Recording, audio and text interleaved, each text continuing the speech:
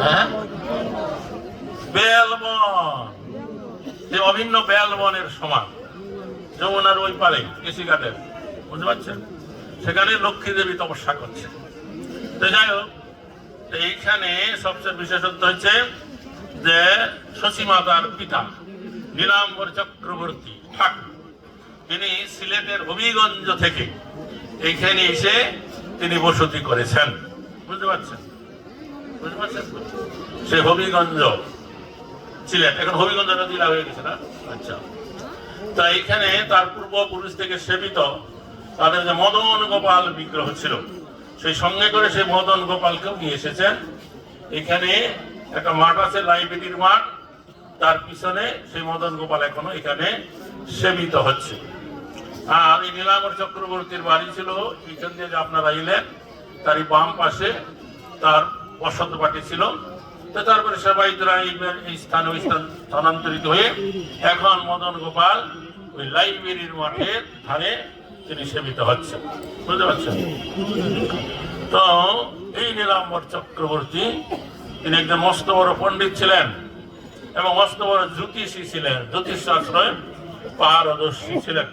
বুঝেছেন?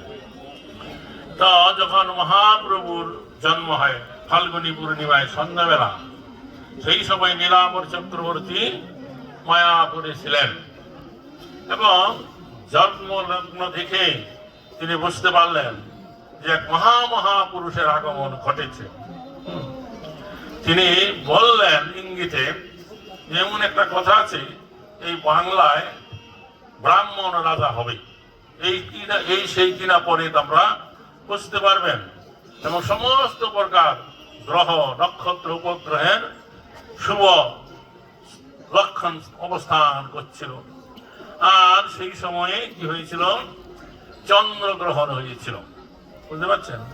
তো চন্দ্রগ্রহণ হইলে যারা কোনোদিন হরিনাম করে না তারাও হরিনাম করছিল, হরি হরি বলছিল, আর সকলেই হরি হরি ধ্বনি করে গঙ্গায় যাচ্ছিল স্নান করতে। তো এইভাবে সকলের মুখে হরিনাম বলায় মহাপ্রভু আবির্ভূত হইলেন। নিতাই গর্বে আনন্দে হরি। তো সে নীলাম্বর চক্রবর্তী পুষ্টি গণনা করে এতই তিনি সন্তুষ্ট হইলেন যে একেবারে আনন্দে আত্মহারা হয়ে গেলেন। বোঝা গেল? যাই হোক, তো তিনি সমস্ত কিছু বললেন ক্রমে ক্রমে। তারপরে আসে মনে দুঃখ হয়, এই জন্য মহাপ্রভু যে সন্ন্যাস গ্রহণ করবে এই কথাটা বললেন না, গোপন রাখলেন। হরে কৃষ্ণ। তারপরে আরেকজন জ্যোতিষী সেই সময় সেখানে এসেছিল, সেও গণনা করলেন এবং সমস্ত প্রকার সুলক্ষণ, এবং তিনিও বললেন যে শিশু নারায়ণের মতন, নারায়ণ বললেন না, হলে নারায়ণের মতনই ঐশ্বর্যশালী গুণ সম্পন্ন ইত্যাদি ইত্যাদি হবে। তখন তিনিও যে মহাপ্রভু সন্ন্যাস গ্রহণ করবেন এই কথা বললেন না। তাই বললেন, আমি বড় ভাগ্যবান, এমন শিশুর কুষ্টি আমি গণনা করলাম। যখন জগন্নাথ মিশ্র তিনি অত্যন্ত আনন্দিত হইলেন এবং তিনি অতি সুদরিদ্র, এবং সেই জ্যোতিষীকে কি তিনি দিবেন বুঝতে পারলেন না, ধরে দিনে তাকে আলিঙ্গন দিলেন। নিতাই করবে আনন্দে হরি হরি হরি বল। তো যাই হোক, আর বেশি বলবো না, এখন কালকে অনেক কথা হবে। কালকে আপনার এখান থেকে ওই যে পঞ্চবক্র শিবের স্থানে যাবেন, এখানে বেলবনের কথা ধাম মাহাত্ম্য গ্রন্থের থেকে সমস্ত কিছু বর্ণনা করা হবে।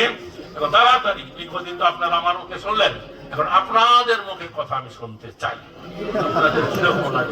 সবাই যাদের নাম থাকবে এখানে আসবেন, মাইক্রোফোন আছে। হরে কৃষ্ণ। আমাদের সৌভাগ্যের বিষয়, আমাদের মাঝে উপস্থিত হচ্ছেন ইস্কনের অন্যতম জীবিষী ত্রিদণ্ডী সন্ন্যাসী শ্রীমৎ ভক্তি পুরুষোত্তম স্বামী মহারাজ। উলুধ্বনি জয়ধ্বনি মহারাজ আমাদের মাঝে বিশেষ একটা সন্দেশ নিয়ে এসছেন, বিশেষ সন্দেশ। জয় প্রণাম।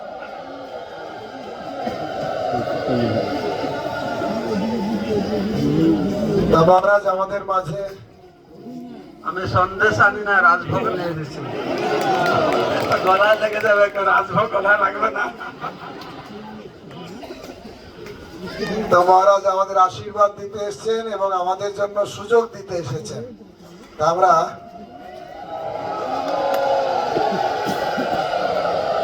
আপনারা সবাই মহারাজের পরিচয় জগন্নাথ মন্দিরে পেয়েছেন।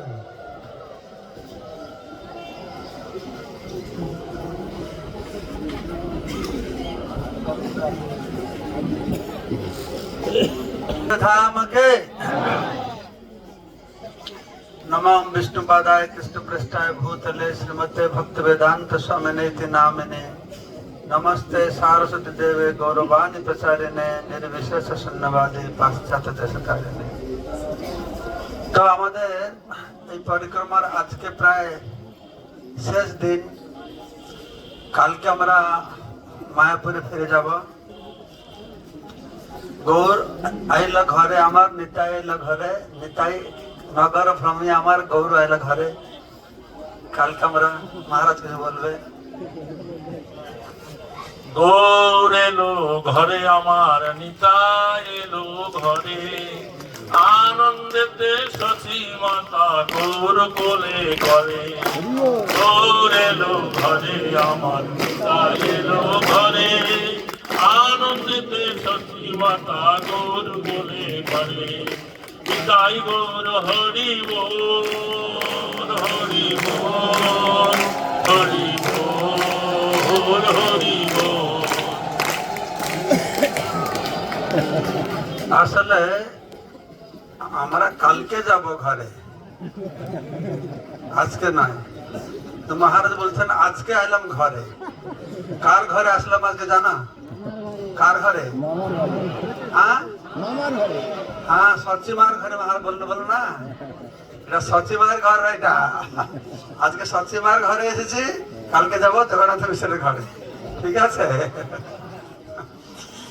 তো আমি আশা করি আপনারা সবাই আনন্দ পাচ্ছেন এই পরিক্রমা করে। আছেন তো? তার প্রমাণ হচ্ছে আজকে থেকে প্রায় 25 বছর পূর্বে পরিক্রমা শুরু হলো পদব্রজে মাত্র 200-250 লোক ভক্ত নিয়ে। আর এই যে পরিক্রমা হচ্ছে আমাদের দেখছি কত আপনারা কষ্ট করেছেন।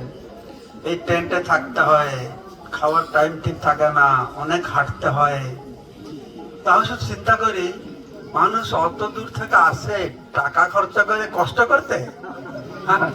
এই কষ্ট করতে মানুষ টাকা খরচ করে কেন? তার মানে এই কষ্টের মধ্যে কিছুটা আনন্দ পাচ্ছে নিশ্চিত রূপে। জয় ধ্বনি।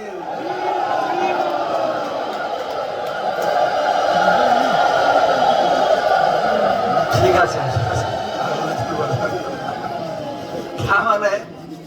তার মানে কিছুটা কিছু আনন্দ পাচ্ছে। যে আনন্দের দরুন আপনারা এই হাঁটা হাঁটি একটা ব্যতিক্রম, থাকা সুবিধা নেই, টয়লেটে লাইন করে দাঁড়িয়ে থাকতে হয়, কত সমস্যা। এই কষ্টটা উপলব্ধি করতে পারছে না, তাই না? তো এই আনন্দটা কি? এটা ভক্তের সঙ্গের আনন্দ। ভগবান বলছেন মচ্চিত মতগত প্রাণা বোধয়ন্তি পরস্পরম কথয়ন্তি সমাং নিত্যং তুষন্তি রমন্তি চ। জীবনের আসল আনন্দ হচ্ছে ভক্তরা একসঙ্গে থেকে হরিকথা শ্রবণ করা। তো প্রতিদিন কত ঘন্টা হরিকথা শ্রবণ করেছেন আপনারা? হ্যাঁ, কত ঘন্টা? এই সকাল থেকেই হরিকথা আর হরিকথা হরিকথা। এই সাধুর সঙ্গে হরিনাম এই মাত্র চাই, সংসার দিনিতে আর কোনো বস্তু নেই।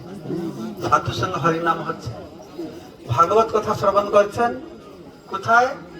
যা পড়ো ভাগবত বৈষ্ণবের স্থানে, একান্ত আশ্রয় করো চৈতন্য চরণে। এই সব কিছু জীবনের সার্থকতা প্রদান করবার জন্য যা কিছু দরকার আমরা এই নবদ্বীপ পরিক্রমায় পাচ্ছি। নবদ্বীপ পরিক্রমায় আমরা ভক্তি 64 অঙ্গে মুখ্য 5টি অঙ্গ আমরা যোজনা করতে পারছি। আমরা ধাম বাস করছি, সাধুসঙ্গ করছি, হরিনাম করছি, তারপরে ভাগবত কথা শ্রবণ করছি, বিগ্রহ অর্চনা দর্শন করছি। তো যেটা আমি বলতে চাইছিলাম, আপনারা যে কষ্ট করে থাকছেন, আজকে তো খুব, আজকে বর্তমান যে অবস্থা পরিক্রমা খুব ভালো। যখন প্রথম আমরা শুরু করলাম অবস্থা খুব দয়নীয় অবস্থা ছিল। টয়লেট বাথরুম ব্যবস্থা ছিল না, প্রসাদ টাইমলি পৌঁছাতো না। একদিন রাত্রে আমাদেরকে সে সরিষ তেল দিয়ে লুচি ভেজে দিয়েছে, আর ভক্তরা সব যেখানে সেখানে পায়খানা করছে, আর সে নাম কাছতে লোকেদের বাড়িতে ঢুকে পায়খানা করে দিয়েছে। তা বছর থেকে আর ঢুকতে দেয় না আমাদের সেখানে। বহু লীলা রয়েছে, বহু লীলা রয়েছে। তখন এই স্কুলে, সেই ক্লাবে জমি জায়গাটা চেয়ে আমরা বসতাম। কিন্তু নিশ্চিতভাবে এটা নিত্যানন্দ প্রভু পরিকল্পনা, সেটা ভক্তিচরণ ঠাকুর পূর্ব আচার্যদের মনোভীষ্ট। তো এটা বলতে চাইছি, আপনারা কষ্ট করছেন, কিন্তু আমাদের ম্যানেজমেন্ট পক্ষ থেকে, বিশেষ করে গুরু মহারাজ পক্ষ থেকে সবসময় গুরু মহারাজ চান যে ভক্তরা আসবে যত কম কষ্ট করে তাদের পরিক্রমা করতে পারবে। প্রারম্ভিক দিনে প্রথম বছরে কোন যুদ্ধ পড়ে কেউ যেতে হতো না, খালি পায়ে চাইনিজ ভক্তরা বাড়িতেও যুদ্ধ পড়ে, তারা খালি পায়ে, রক্ত বেরিয়ে যাচ্ছে, কাপড় বেঁধে হাঁটতো। গুরু মহারাজ নিজে আমাদের সঙ্গে থাকতেন, প্রতিটা রুম গিয়ে চেক করতেন ভক্তরা কি খাচ্ছে, কিভাবে হচ্ছে। তো তখন গরম হতো, গুরু মহারাজ বলেছিলেন তোমরা গাড়ি করে জল ছিটিয়ে ছিটিয়ে সামনে যাও, পরিষ্কার করে যেন ভক্তের পায়ে যেন গরম না লাগে। একবার আমাদের মিটিং আছে, গুরু মহারাজ বলছে তোমাকে তুমি 1 কিলোমিটার কার্পেট কেন, কার্পেট জানা দেওয়া, ওই কার্পেট ফেলা হবে, ভক্তরা হেঁটে হেঁটে যাবে, সেটাকে তুলে আমার উপরে লাগাবে। তো মানে গুরু মহারাজের মানে সবসময় চিন্তা, এই যে ভক্তরা আসবে তারা কিভাবে একটু সূক্ষ্ম স্বচ্ছন্দের থেকে এই পরিক্রমাটা করতে পারবে। তো যাই হোক, সেই প্রকারের দয়নীয় অবস্থা থেকে আজকের আমাদের খুব ভালো ব্যবস্থা হয়েছে, টয়লেট বাথরুম ব্যবস্থা হয়েছে। আমি আজকে দক্ষিণ ভারত গ্রুপে গেছিলাম, ওরা বলছে একটা জায়গায় টয়লেট বাথরুম হয় না, এই প্রভুপাদ নগরে একটা জায়গায়, তুই জানো না, তুই জানে না, ওই আনবেজি করে এই প্রভুপাদ নগর আছে না, যেখানে ঘোড়ামারা, একটা জায়গায় টয়লেট বাথরুম অবস্থা খারাপ ছিল না, তাই না? সেটা পরিকল্পনা করেছে 25 লাখ টাকা লাগবে, একটা ভক্তকেও যদি জোগাড় করে দেয় আমরা সেটা করে দেবো, আগামী বছর ভালো হবে, সুস্থ হবে, ভক্তরা স্নান টান করতে পারবে। তো ব্যাপার আছে, এইবার এই পর্যন্ত প্রভুপাদের কৃপাতে আমরা প্রত্যেকটি জায়গায় আমাদের নিজস্ব জমি পেয়ে গেছি। আর এই ক্লাবে, এই স্কুলের মাঠে আমাদের করতে হচ্ছে না, বড় হয়রান হতো, নিজস্ব জমি হয়ে গেছে।